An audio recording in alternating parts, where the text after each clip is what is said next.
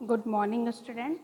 आज हम लोग सेल यूनिट ऑफ जो सेल हम लोग पढ़ रहे थे, सेल का बहुत सारे ऑर्गेनेल्स के बारे में हमने पढ़ लिया है। आज हमारा जो ऑर्गेनेल्स है एंडोप्लाज्मिक रेटिकुलम, उसके बारे में हम स्टडी करेंगे डिटेल्स।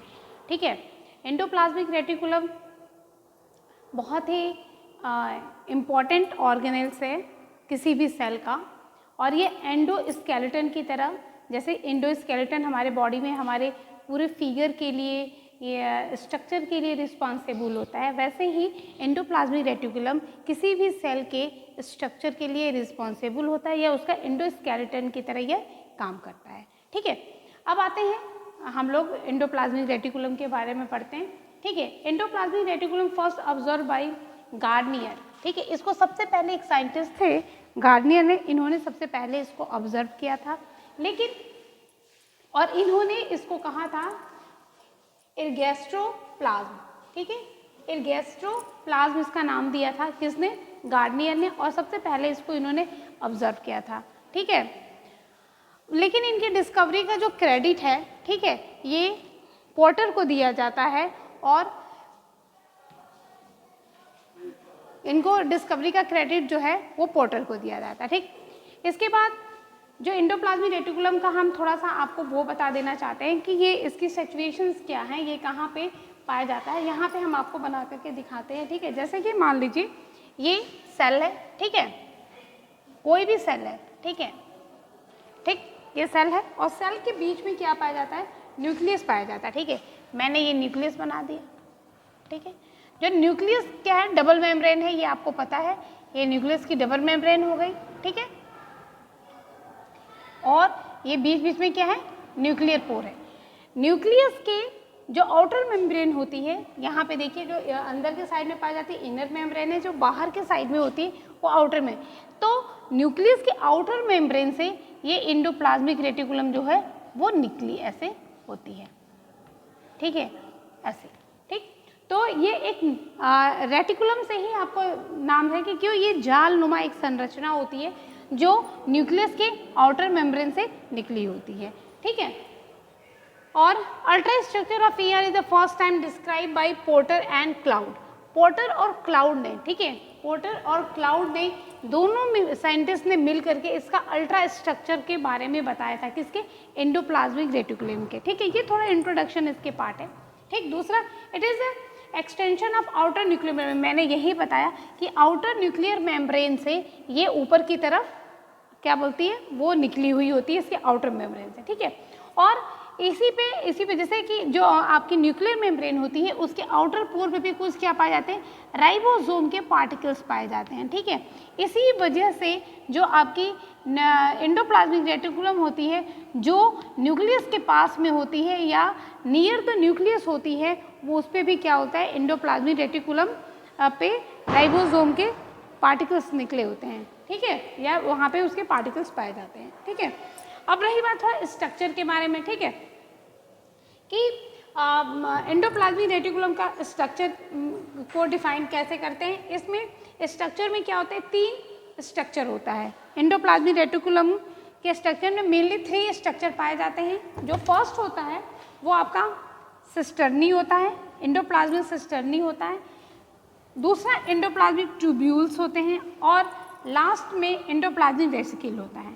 ठीक है, तो देख लेंगे जैसे कि मैंने ये स्ट्रक्चर में बताया है, तो जो ये आपके ये लंबे लंबे जो हैं, ये इस तरीके से जो स्ट्रक्चर आपको लंबे लंबे दिख रहे हैं, इनको हम लोग सिस्टर्नी करते हैं। क्या बोलते हैं? Endoplasmic cisternae. तो मैंने लिख रखा है कि मैं यहाँ पे अनब्रांच, तो लिखेंगे endoplasmic reticulum cisternae is unbranch. क्या होती है ये? अनब्रांच होती है, मतलब इसमें कोई भी ब्रांचिंग नहीं पाई जाती, बिल्कुल ये ऐसे स्मूथ इस टाइप का स्ट्रक्चर होता है। कैसा था? ऐसे स्मूथ स्ट्रक्चर होते हैं। ठीक है, किसके? सिस्टर्नी के, इसमें ब्रांचिंग नहीं पाई जाती है। दूसरा, rough endoplasmic reticulum made of the endoplasmic reticulum cisternae. जो रफ होती हैं, रफ का सेंस मतलब कि ऐसे एंडोप्लाज्मिक रेटिकुलम जिस पे राइबोसोम के पार्टिकल्स पाए जाते हैं। राइबोसोम क्या है, कि किस में हेल्प करता है, क्या फंक्शन है, क्या स्ट्रक्चर है, इसका डिटेल इन्फॉर्मेशन हमने हमारा राइबोसोम का जो वीडियो है ऑलरेडी पढ़ा हुआ है, उस पर पढ़ा हुआ है, उसको आप लोग उसको स्टडी करिएगा। ठीक है। तो ये जो रफ एंडोप्लाज्मिक रेटिकुलम होती हैं, ठीक है, वही जो होती है सिस्टर्नी, एंडोप्लाज्मिक सिस्टर्नी का जो है वो फॉर्मेशन करती हैं, और ये इनके ऊपर क्या पाए जाते हैं, राइबोसोम पाया जाता है। जैसा कि मैं बार बार बता रही हूँ कि एंडोप्लाज्मिक रेटिकुलम का वह पार्ट जो कि न्यूक्लियस के पास में होता है, उस पर राइबोसोम के पार्टिकल्स पाए जाते हैं और उनको रफ एंडोप्लाज्मिक रेटिकुलम कहा जाता है। ठीक है, नेक्स्ट इसका स्ट्रक्चर है ट्यूब्यूल्स, ब्रांच। जैसे कि हमने बताया कि ये क्या है, आपकी सिस्टर्नी होगी, लेकिन इसी सिस्टर्नी से कुछ पार्ट ऐसे, कुछ ब्रांच लाइक स्ट्रक्चर ऐसे निकले होते हैं। ठीक है, फिर ये ऐसे आगे के दूसरा स्ट्रक्चर ऐसे कैरी कर लेते हैं। ठीक है, इस टाइप का स्ट्रक्चर देखिए, तो ये ब्रांचिंग है। ठीक है, ये जो जिस पे ब्रांचिंग नहीं तो उसको हमने सिस्टर्नी कहा, लेकिन जहाँ से ब्रांचिंग स्टार्ट हो जाता है उसको हम लोग क्या कहते हैं, ट्यूब्यूल्स कहते हैं। क्या कहते हैं, ट्यूब्यूल्स कहते हैं। ठीक है, डू नॉट कंटेन द, अब देखिए मैं इसको थोड़ा सा और इनलार्ज करके आपको बताती हूँ। ठीक है, जैसे कि मान लीजिए यहाँ पे डिस्क्राइब बाई था। ठीक है, आप लोग यहाँ पे बाई कर लीजिएगा, बाई मैंने इरेज कर दिया था। ठीक है, लेकिन स्ट्रक्चर बनाने के लिए अभी फिलहाल में ही मैं इसको इरेज कर रही हूँ, मैं इसका स्ट्रक्चर आपको बना के दिखाती हूँ। जैसे मान लीजिए ये रहा हमारा न्यूक्लियस रहा। ठीक है, मैं थोड़ा सा बड़ा सा लंबा बना देती हूँ। ठीक है, और हमारा ये सेल रहा, और सेल के अंदर ये सेंटर में हमारा न्यूक्लियस रहा। ठीक, ऐसे ऐसे, और ये डबल मेम्ब्रेन स्ट्रक्चर है। ठीक है, मैं डबल मेम्ब्रेन स्ट्रक्चर भी बना देती हूँ। ठीक है, अब इसके आउटर मेम्ब्रेन से क्या होता है कि हमारी एंडोप्लाज्मिक रेटिकुलम यूं निकली हुई है। ठीक है, ऐसे। ठीक है, देखिए कुछ ब्रांचिंग भी मैं दिखा रही हूँ। ठीक है, ऐसे ऐसे। ठीक है, कुछ स्ट्रक्चर ऐसे हैं। ठीक, फिर ऐसे ऐसे, ये एक नेटवर्क लाइक है, नेट लाइक स्ट्रक्चर होता है। ठीक है, इस टाइप का। ठीक है, तो जो स्ट्रक्चर एंडोप्लाज्म न्यूक्लियस के पास में होता है, मैंने उससे बताया था क्या पाए जाते हैं, राइबोसोम के पार्टिकल्स पाए जाते हैं। लेकिन जैसे ही इनमें ब्रांचिंग होती है, ठीक है, जैसे ब्रांचिंग वाला पोर्शन आता है, ट्यूब्यूल्स वाला होता है, उनके ऊपर राइबोसोम पार्टिकल्स नहीं पाए जाते। तो जैसे मान लीजिए ये स्ट्रक्चर जब आगे के तरफ गया, यहाँ से भी ब्रांचिंग हो गई। ठीक है, ये इस टाइप का स्ट्रक्चर बन गया। ठीक, ये देखिए इस टाइप का। ठीक है, देखिए, तो ये जो ऊपर जा रहे हैं स्ट्रक्चर, जो न्यूक्लियस, ये न्यूक्लियस था आपका। ठीक है, तो न्यूक्लियस के जो ऊपर स्ट्रक्चर जा रहा है, उनके जो न्यूक्लियस के आसपास वाले एंडोप्लाज्मिक रेटिकुलम, उस पे राइबोसोम के पार्टिकल है। लेकिन जो ऊपर की तरफ जाने, जिनमें ब्रांचिंग हो गई है, वहाँ पे राइबोसोम के पार्टिकल नहीं पाए जाते हैं, इस वजह से उसको स्मूथ एंडोप्लाज्मिक रेटिकुलम कहते हैं। ठीक है, तो यहाँ पे लिखा SER मेड ऑफ ट्यूब्यूल्स। तो जो स्मूथ SER का मतलब होता है स्मूथ, यहाँ पे SER का मतलब आप यहाँ पे हम लिख दे रहे हैं, SER का मतलब है स्मूथ एंडोप्लाज्मिक रेटिकुलम। ठीक है, स्मूथ एंडोप्लाज्मिक रेटिकुलम। ठीक है, और SER को करते हैं, और यहीं पे अगर RER हो जाता, यहाँ पे R हो जाता, तो इसी को हम लोग स्मूथ की जगह हम लोग क्या क्या लिखते, रफ लिख देते। क्या लिखते हैं, रफ एंडोप्लाज्मिक रेटिकुलम। ठीक है, चलिए लास्ट में vesicle round structure filled with chemical and protein. अब मैंने बताया भी था इसके पहले, मेरा एंडो मेम्ब्रेन सिस्टम का जो वीडियो है उसमें देखिएगा कि कैसे कोई सेल, ठीक है, आपके प्रोटीन की सिंथेसिस करती है। ठीक है, क्या क्या प्रोसेस होते हैं एंडो मेम्ब्रेन सिस्टम में, जो कि 4 उसमें ऑर्गेनेल्स काम कहते हैं। आपके एंडोप्लाज्मिक रेटिकुलम होती है, फिर उसके बाद आपका गोल्गी बॉडी होती है, लाइसोसोम होता है, और उसमें लास्टली आपके क्या होते हैं, वैक्यूल्स होते हैं। ठीक है, तो यहाँ से जब एंडोप्लाज्मिक रेटिकुलम में, जब यहाँ पे आपको पता है कि राइबोसोम पे प्रोटीन सिंथेसिस होती है, तो राइबोसोम पे जब प्रोटीन सिंथेसिस हो जाती है, उसके बाद प्रोटीन इसमें बन जाता है। ठीक है, प्रोटीन धीरे धीरे आपके एंडोप्लाज्मिक रेटिकुलम होते हुए यहाँ से वेसिकल्स निकले होते हैं, लास्टली यहाँ से ऐसे वेसिकल निकले होते हैं, ये राउंड स्ट्रक्चर होते हैं। ये क्या है, वेसिकल है, ये वेसिकल हो गया, ये SER हो गया, और ये आपका RER हो गया, और ये आपका न्यूक्लियस हो गया। ठीक है, तो जो वेसिकल, जो प्रोटीन राइबोसोम में बनी होती है वो एंडोप्लाज्मिक रेटिकुलम की वेसिकल में जाके स्टोर होती है। तो यहाँ पे मैंने लिखा भी है कि राउंड स्ट्रक्चर, इसका स्ट्रक्चर राउंड होता है, filled with chemical and a protein fuse with cis face of Golgi body. और इसी के पास में अगर एंडोमेम्ब्रेन सिस्टम आप देखेंगे तो एंडोप्लाज्मिक रेटिकुलम के बाद हमारी क्या बोलती है, ऐसे हमारी गोल्गी बॉडी होती है, ठीक है। और गोल्गी बॉडी का स्ट्रक्चर मैंने पूरा बना रखा है। तो ये क्या होता है, ये सिस फेस होता है, किसका, गोल्गी बॉडी का ये सिस फेस होता है, ठीक है। ये क्या होता है, सिस होता है, हम बड़ा लिख दे रहे हैं, ये सिस होता है, ठीक है। तो न्यूक्लियस में क्या हुआ, मैंने बताया है कि न्यूक्लियस में क्या होता है, आपका रिप्लिकेशन होता है। डीएनए से डीएनए के बनने को रिप्लिकेशन कहते हैं। डीएनए से आरएनए के बनने के प्रोसेस को हम लोग क्या कहते हैं, ट्रांसक्रिप्शन होते हैं। और ट्रांसक्रिप्शन से एमआरएनए का फॉर्मेशन होता है।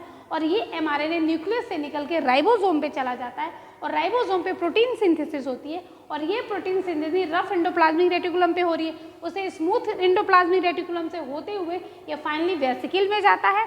और उस वेसिकल में ये जो प्रोटीन या जो केमिकल बने होते हैं वो स्टोर हो जाते हैं। और फिर ये केमिकल प्रोसेसिंग के लिए आपके गोल्गी बॉडी के सिस फेस से जाके अटैच हो जाता है, ठीक है। तो ये fuse with the cis face of Golgi body, Golgi body के सिस फेस से जाके अटैच होता था। आप इसको भी पढ़ने से पहले आप एंडोमेम्ब्रेन सिस्टम को पढ़ेंगे तो ये बहुत डिटेल से आपको समझ में आने वाला है, ठीक है। नेक्स्ट चलते हैं, and on the basis are ribosome, ribosome के बेसिस पे, ribosome on the presence of, मैं प्लस का जो साइन लगा रही है इसका मतलब प्रेजेंस की बात कर रहा है। Presence of ribosome endoplasmic reticulum two types की होती है, मैं ऑलरेडी बताती चल रही हूँ। ईआर मतलब रफ, या मैंने इसके पहले लिखवा भी दिया है, रफ एंडोप्लाज्मिक, ईआर का मतलब एंडोप्लाज्मिक रेटिकुलम, और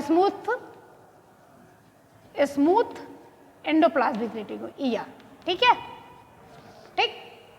ये चूंकि इस पे एंडोप्लाज्मिक रेटिकुलम है, इस पे राइबोसोम पाया जाता है, इसलिए इसको ग्रेनुलर एंडोप्लाज्मिक रेटिकुलम कहते हैं। इस पे राइबोसोम एब्सेंट होता है, इसलिए एक ग्रेनुलर एंडोप्लाज्मिक रेटिकुलम कहते हैं।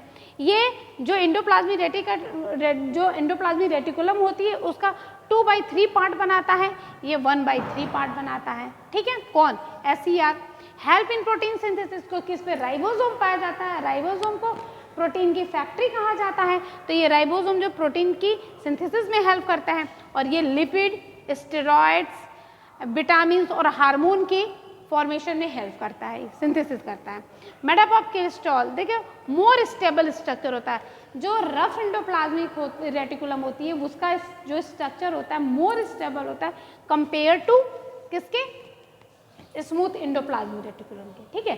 तो ये on the basis of presence of ribosome endoplasmic reticulum may be two types, rough endoplasmic reticulum and smooth endoplasmic reticulum। अब आ जाते हैं मेन इसके फंक्शन पे, बहुत इंपॉर्टेंट फंक्शन है, बहुत सारे इन फंक्शन तो आपको मैंने इसमें ही बता दिया, ठीक है। Protein synthesis through the rough endoplasmic reticulum, ठीक है। ये प्रोटीन सिंथेसिस में हेल्प करते हैं, क्यों, क्योंकि ये रफ एंडोप्लाज्मिक रेटिकुलम और प्रेजेंस ऑफ, क्योंकि यहाँ पे क्या प्रेजेंस होता है, राइबोसोम प्रेजेंट होता है, due to ribosome, due to presence, अब यहाँ पे ड्यू टू कर दीजिए, due to presence of ribosome हो गया। दूसरा cholesterol, lipid, vitamin, hormone synthesis, ठीक है। जो कोलेस्ट्रॉल हैं, विटामिन है, हार्मोन है, उनके फॉर्मेशन में कौन हेल्प करता है, स्मूथ एंडोप्लाज्मिक रेटिकुलम, ठीक है। फॉर्मेशन ऑफ गोल्गी बॉडी, मैंने यहाँ पे आपको दिखाया था, बता रही थी मैं कि जो ये वेसिकल है, ठीक है, यही एंडोप्लाज्मिक रेटिकुलम का कुछ पार्ट आगे चल के आपके गोल्गी बॉडी का फॉर्मेशन करता है, ठीक है। तो फॉर्मेशन ऑफ गोल्गी बॉडी, ठीक है। Synthesis and storage of glycogen, जो ग्लाइकोजन होता है आपके बॉडी में स्टोर होता है, उसको सिंथेसिस करने का और स्टोर करने का काम भी एंडोप्लाज्मिक रेटिकुलम का है, ठीक है। Formation of micro bodies like peroxisome, glyoxysome and spherosome, ठीक है। मैं आपको एक क्वेश्चंस देती हूँ कि इन तीनों स्ट्रक्चर में से पेरोक्सिसोम,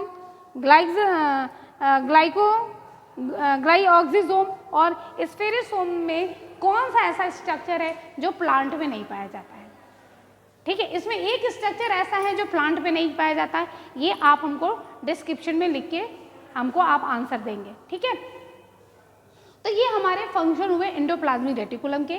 ये हमारे टाइप ऑफ एंडोप्लाज्मिक रेटिकुलम, ये स्ट्रक्चर ऑफ रेटिकुलम और ये इंट्रोडक्शन ऑफ एंडोप्लाज्मिक रेटिकुलम। ठीक है, तो ये हमारा एंडोप्लाज्मिक रेटिकुलम के डिटेल वीडियो रही और लेक्चर रहा, आप इसको पढ़िए। ठीक है, और मेरे चैनल को लाइक करिए, सब्सक्राइब करिए और ज़्यादा से ज़्यादा लोगों को शेयर करिए। ठीक है, और अगर और भी कोई आपके पास क्वेरीज हो, जो भी क्वेश्चंस नहीं समझ में आ रहा है, तो वो आप मैसेज के थ्रू मुझे दे सकते हैं, उससे भी रिलेटेड वीडियोज़ मैं आपको सेंड करूँगी। तब तक के लिए थैंक यू।